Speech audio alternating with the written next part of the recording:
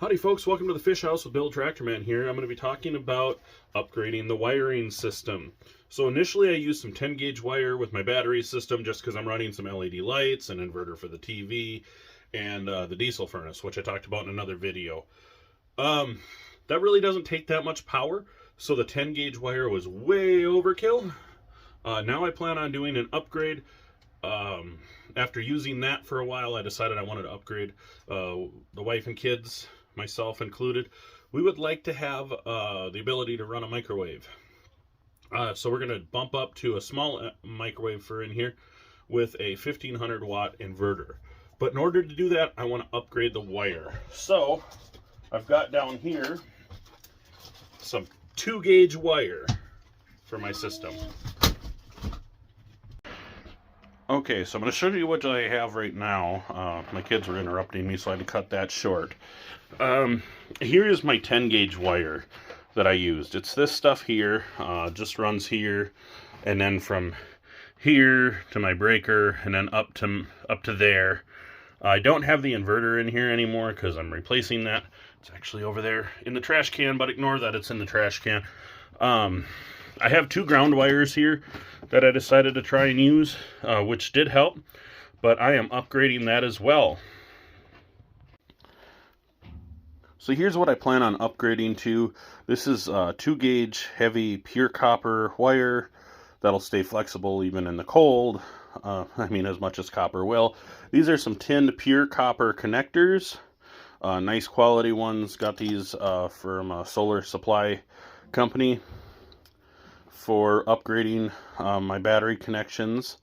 And then in the future, I'm waiting on the heavy duty fuse that I plan on putting in along with that breaker in case something goes absolutely crazy. I want that protection too. Alright, so I cut my wires to size. Actually, this one I've just been working on. I got the end here. You want to make sure you have the proper tools to do this, because if you don't, if you can't crimp them properly, you won't get a good connection, which is just as bad as using the wrong wire. So this is I just got this on Amazon. I think this is a Klein. I don't know, I'll look at it in a moment. Crimp that on. This is a ratcheting one. And I actually made a really good connection right off the bat. Yeah, that's not coming apart.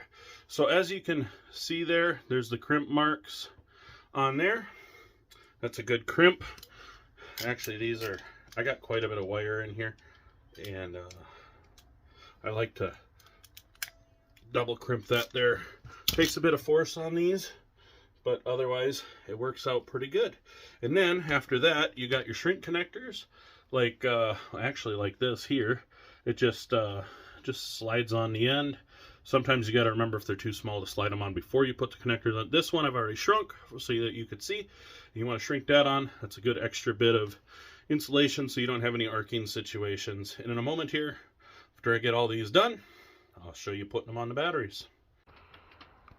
Okie dokie folks, so here you can see the upgraded wires that I have run on the ground side.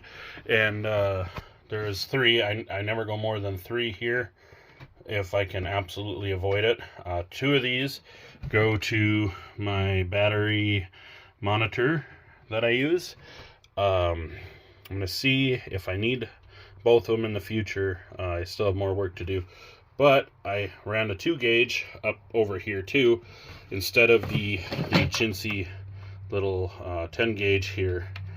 You can see the difference between the 10 gauge and the 2 gauge. The 2 gauge is like twice as much wire, if not more. Much more capacity. Here I've got the positive side.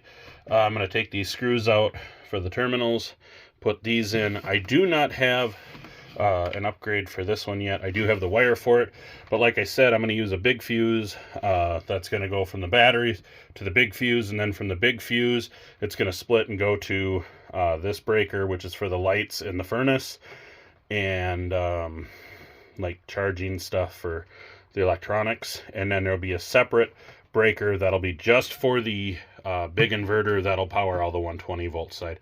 So that's how that's going to work. I'll get these attached and then we'll round this up. on second thought, I decided instead of having the two there, I don't know why I didn't think about this before during all my brainstorming. Instead of this two gauge wire here, I'm just going to run a bigger gauge, like a 1/0 by itself, just one from the battery to the battery monitor, which is where all the grounds come through. Just one big heavy wire all the way through. Hey everyone, I just want to round this up here. I want to thank you for coming along. As most of you know that follow me, and some of you that are probably just finding me with these videos here, I have brain cancer, which affects my thinking and memory a little bit. Not terrible, but it makes things a little more difficult for me. So I appreciate you staying tuned, and I know I make mistakes. This is all one big experiment. I do a lot of research, and then I play with it. It's something that I like to do before I had the brain tumor stuff going on. But this is where I'm at. So this is what I have to work with, and I just want to share my journey here on YouTube. So thanks for watching. Please comment, rate, and subscribe, and please come back again next time. If you have any suggestions, drop them down below. This has kind of just been something that fits my needs.